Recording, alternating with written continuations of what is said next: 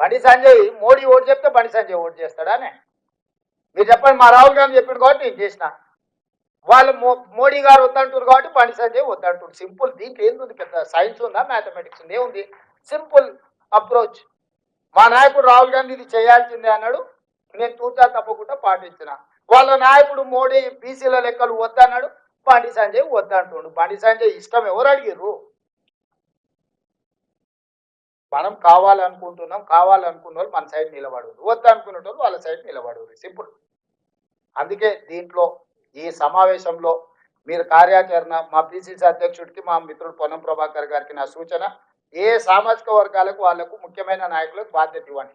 ఏ date నాడు వాళ్ళు సమావేశం పెట్టుకుంటారు, ఏ డేట్ నాడు వాళ్ళు నిర్వహించుకుంటారు, వాళ్ళ నిర్వహణ చేసుకోవడానికి వాళ్ళని ఇచ్చేయండి. ఏదైనా చిన్నదో పెద్దదో ఏదైనా ఎవరైనా బలహీనంగా ఉండి పూర్తిగా ఇబ్బందికరమైన పరిస్థితి ఉంటే మా ఎకే మల్లేశం ఉన్నాడు, లేకపోతే ఇటు పక్కన మా సోదరుడు మా మధు, నీలం మధు ఉన్నాడు.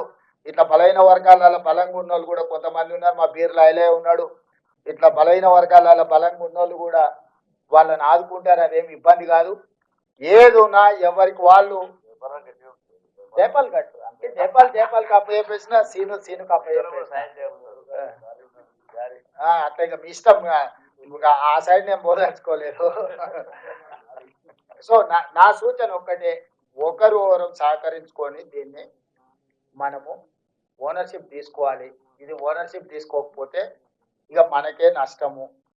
ఎందుకనంటే రాహుల్ గాంధీ గారు దీన్ని జాతీయ స్థాయిలో దీన్ని ఈ నివేదికను పెట్టి కేంద్ర ప్రభుత్వం మీద, మోడీ గారి మీద ఒత్తిడి చేయాలనుకుంటున్నారు. రేపు జరగబోయే జనగణనలో కులగణన జరగాలంటే దీనికి ఒక చట్టబద్ధత రావాలి. చట్టబద్ధతతో పాటు ప్రజల ఆమోదం కూడా పొందాలి. చట్టం నేను చేస్తా, కానీ ప్రజల ఆమోదం, లార్జర్ తెలంగాణ సమాజం అంతా దీన్ని ఆమోదించిందంటే చేయాల్సిన బాధ్యత మీ అందరి మీద ఉంది. మీ అందరూ అది చేయకుండా యూనివర్సిటీలలో సెమినార్లు పెట్టండి. కైలాష్ ఉన్నాడు, లేకపోతే మోటార్ రోహిత్ ఉన్నాడు, యూనివర్సిటీల పిల్లలు మీరు ఉన్నారు కదా, యూనివర్సిటీలలో మీరు సెమినార్స్ పెట్టండి.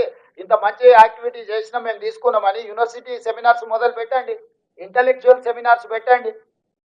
ఇప్పుడు అదర్ సైడ్ వాళ్ళు నెగటివ్ క్యాంపెయిన్ చేస్తున్నారు, వాళ్ళు అన్ని రకాలుగా దీన్ని ముందుకెళ్ళకూడదని వాళ్ళు ఎక్కడైనా సూచన చేసినా మీరు చెప్పండి. నన్ను పక్కన పెట్టండి ముఖ్యమంత్రిగా. వీడు ఇంతమంది ఉన్నారు కదా, చంద్రశేఖరరావు ఏమైనా సూచన చేసిండా, హరీష్ రావు ఏమైనా చేసిండా, కిషన్ రెడ్డి ఏమైనా చేసిండా, లేకపోతే సంజయ్ ఏమైనా చేసిండా? మీరు చేసిన లెక్క తప్పు. సింపుల్, ఒకటే మాట.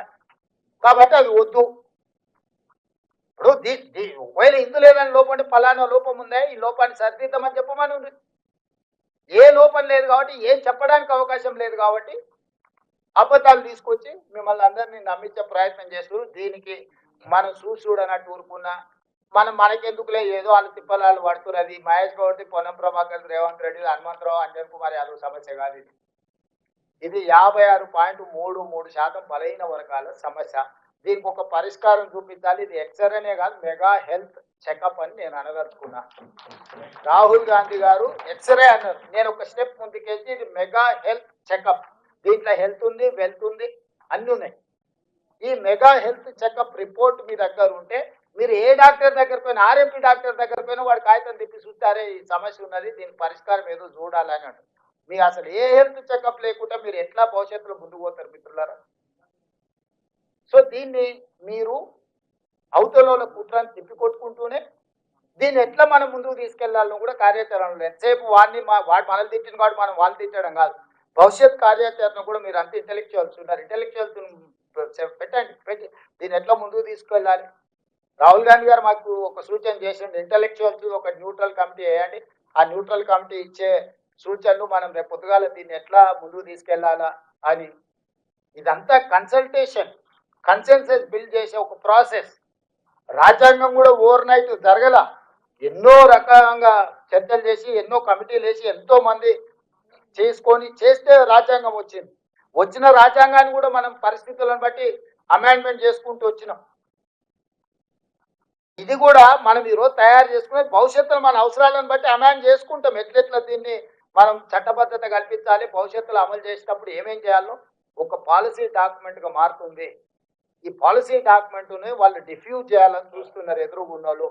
దయచేసి మిత్రులారా, ఈ అవకాశాన్ని జారవిడ్చుకోకండి. రేపు ఎవరు వస్తారో ఎవరు పోతారో ఎవరి ఆలోచన ఎట్లుంటుందో నాకు తెలియదు.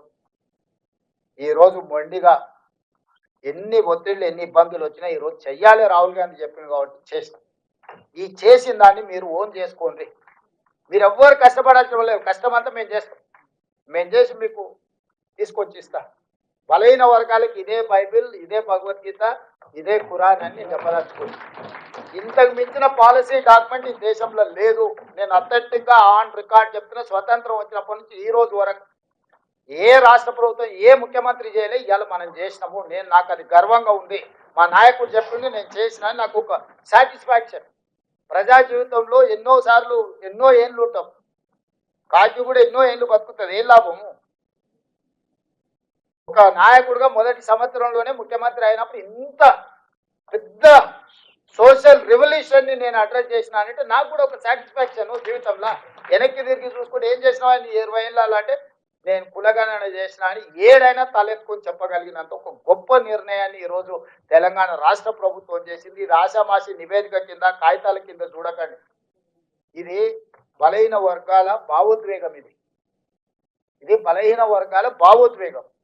ఈ భావోద్వేగాన్ని నేను గౌరవించి దీన్ని ముందుకు తీసుకెళ్లడానికి ట్రై చేస్తున్నాం. మీరు అందరూ ఈ విషయం మిగతా విషయాలలో నాతో విభేదించినా పర్వాలేదు, ఈ విషయంలో మాత్రం మీరు ఉన్నోళ్ళందరూ కలిసికట్టుగా అండగా నిలబడండి. దీన్ని ముందుకు తీసుకెళ్దాము.